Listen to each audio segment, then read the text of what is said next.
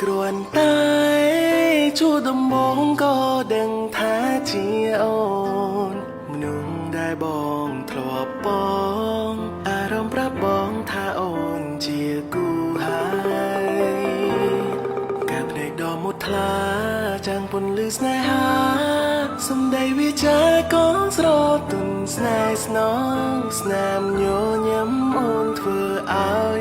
ពេលដើរលឿនម្លែតាំងពី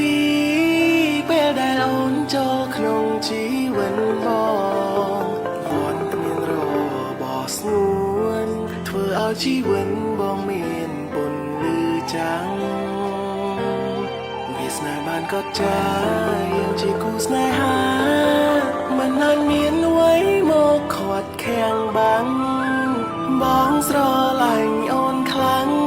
ជាងជីវិតដែលមានរូបបងសងសាចា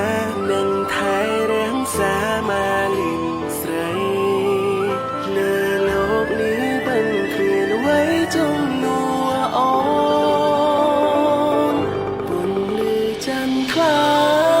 ភ្លឺដោយសារមានរស្មីពីព្រះកិន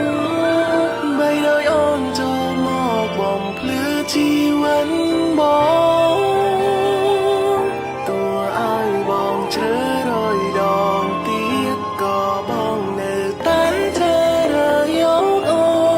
នអរគុណស្នួនដែលតែងផ្ដល់ស្នាមញញឹមភាពកក់ក្ដៅ